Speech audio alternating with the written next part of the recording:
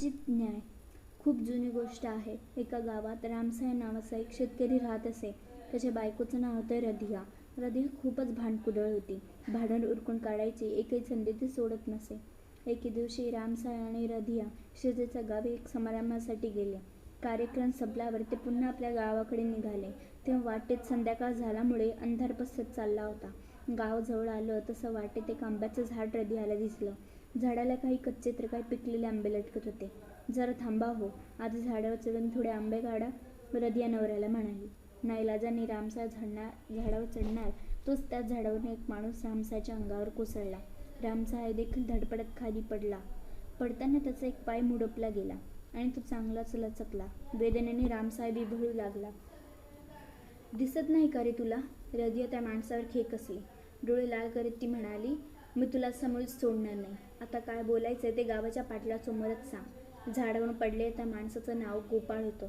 तो बिचारा मान खाली घालून उभा होता आणि रधिया त्याला शिव्या घालत होती.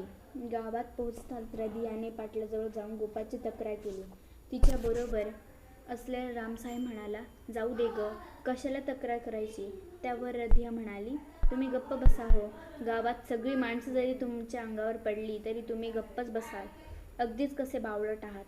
पाटलाने गोपाळला ताबडतोब बोलवलं. त्याचं म्हणणं ऐकल्यावर त्याने जाणीवपूर्वक गुन्हा केला नाही असं त्याच्या लक्षात आलं.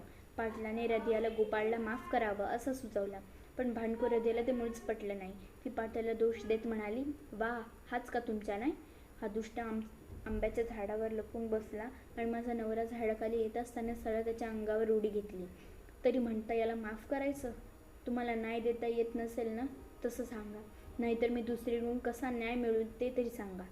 हृदयाची समजून कशा पद्धतीने घातली पाहिजे हे पाटलाच्या चांगलंच लक्षात आलं. तो तिला म्हणाला, ठीक आहे, तुला न्याय पाहिजे ना, मग तू असं कर. तू स्वतः आंब्याच्या त्या झाडावर चढ आणि गोपाळ झाडाकडे येताच त्याच्या अंगावर उडी मार. जसाच तसं होऊन जाईल. काय म्हणता, मी झाड चढून उडी मारू? मी त्याच्या अंगावर न पडताना मी खाली पडले तर मलाच लागेल ना? रधियाने पाटलाला प्रश्न केला. मग हे तर गोपाळच्या बाबतीत झालं असतं ना? तू सांगतो त्यावर तू का विश्वास ठेवत नाहीस? पाटलाने तिला विचारलं. आता कुठे रधियाच्या डोक्यात प्रकाश पडला. शरमेनं त्याने मान खाली केली आणि नवऱ्याला आदरते तिने पुढे तिथून निघून गेली. धन्यवाद.